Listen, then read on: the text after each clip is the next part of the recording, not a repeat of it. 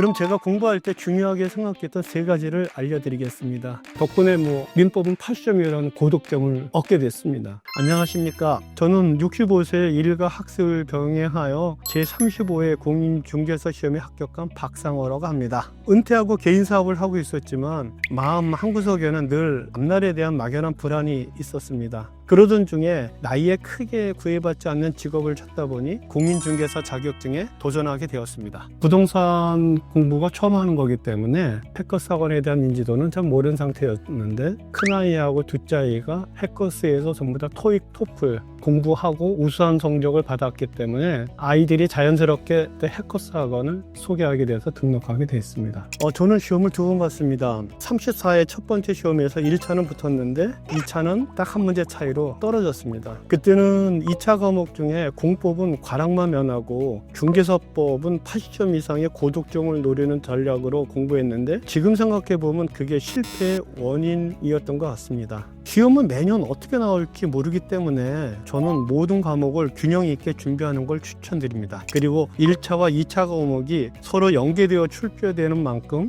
두 번 나눠서 합격할 계획이시더라도 처음부터 동차로 준비하시는 게 유리하다고 봅니다. 과목별로 세세하게 알려드리자면 다음과 같습니다. 부동산학개론은 기출문제집이랑 예산문제집 활용해서 계산 문제만 집중적으로 연습했습니다. 저는 특별하게 수학을 좋아했기 때문에 학생 때 모든 수험생들이 공포스러워하는 계산 문제 10문제 저는 100% 다 맞았습니다. 신관식 교수님 강의를 들었는데 출제 경향이나 출제 유형까지 파악하셔서 계산 문제를 가르쳐 주셔서 믿음이 갔고 고득점을 하게 되었습니다. 민법은 계속 반복하여 오해독을 하다 보니 나중에 5시간 정도면 한 권을 전부 다 훑는 정도가 되었습니다. 특히 양민 교수님은 제 수험 생활에 동기부여를 많이 해주셨는데요. 학생인 저보다 가르치는 교수가 더 열정적으로 목이 쉬면서 하는 모습이 참 좋았어요. 덕분에 민법은 8점이라는 고득점을 얻게 됐습니다. 공법은 공포의 법이라는 별명처럼 공부하기가 쉽진 않습니다. 두 번째 시험을 준비할 때 한종민 교수님의 체계도 특강을 접하게 되었는데 이게 정말 합격의 키포인트였어요. 큰 틀을 그리고 세부적인 내용을 채워가며 보완하는 방식으로 공부를 하니까 그 많은 내용이 한 번에 정리가 되었습니다. 그래서 이 방법을 또 2차 과목의 중개사법이라든지 공시법, 세법에 적용을 해서 A4 용지에 중요한 사항들을 하나하나씩 적고 그리기 시작했던 가장 기초적인 게 이 체계도 특강입니다. 진짜 한 교수님이 이건 잘하신 것 같습니다.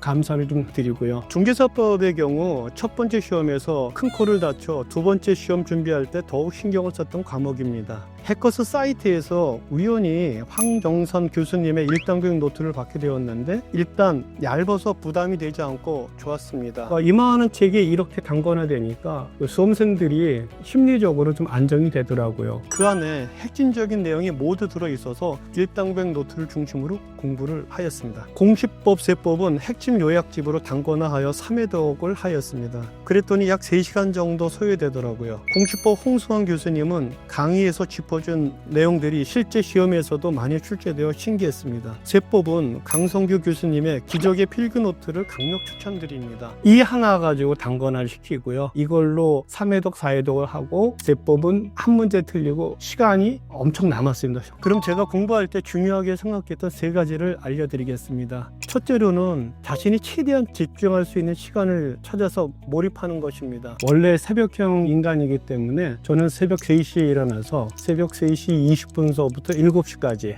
가장 집중해서 해커스의 모든 인강을 수강을 하였습니다. 인강 수강을 하면서 그 자리에서 가급적인 외우려고 노력을 많이 했고요. 그 일과 시간을 하면서 짬짬이 시간 날 때 펼쳐보고 하면서 수업을 계속 강행하게 됐습니다. 인강은 100% 수강했습니다. 딴 거 없이 해커스의 모든 커리큘럼을 그대로 따라갔습니다. 왜 그러냐면은 부동산 6과목에 대해서 전혀 모르는 상태에서 평가할 수 없기 때문에 해커스의 모든 커리큘럼을 그대로 따라갈 수밖에 없었습니다. 둘째로는 문제풀이 할 때 모든 선지를 공부를 하였습니다. 문제를 풀 때 그 문제가 맞았다고 그냥 지나치지 않고 모든 선지를 공부했습니다. 만약 문제가 옳은 것을 고르라 하는 문제라면 정답이 아닌 나머지 4개의 지문이 왜 틀린지를 아는 것이 중요합니다. 그래서 저는 지문 하나하나 이론 교재를 찾아보며 반복 습득하였고 실제 시험에서 많은 도움이 되었습니다. 셋째, 저는 오답 노트를 따로 만들지 않았습니다. 아니, 만들지 못했습니다. 나이가 나이인지라 돌아서면 까먹고 돌아서면 까먹고, 지금 정답을 맞춘 문제도 일주일 뒤 한 달 뒤에 보면 또 틀리고 하기 때문에 오답 노트라는 거는 저는 있을 수가 없었습니다. 대신 무한 반복을 하다 보니까 밑 빠진 독에 슬슬 물이 차기 시작했다 할까요? 그렇게 해서 했습니다. 그런 저는 특별한 노하우나 기교는 없습니다. 먼저 시험을 본 사람으로 드릴 수 있는 말은, 시험 보기 전날까지 패커스 학원을 믿고 그 모든 커리큘럼을 그대로 따라가라. 그 다음에 각종 특강 들으시면 좋은 성적을 얻을 수 있다고 생각을 하고요. 두 번째는 내가 10시간 봤다, 9시간을 책을 봤다 하는 거에 그런 위안을 갖지 마시고, 자기가 집중할 수 있는 4시간, 그 4시간이 적극 활용을 하고 나머지에 짬이 있으면 하시라. 저도 이 일과 병행을 했습니다만 8, 9, 10월달 3개월간은 급히 처리하는 일 빼고는 거의 이 시험에 매달릴 수밖에 없었습니다. 저처럼 꾸준히 성실하게 공부하면 충분히 합격할 수 있는 시험이라고 생각합니다. 올해 있을 10월 시험을 준비하시는 수험생 여러분, 화이팅 하십시오. 화이팅입니다.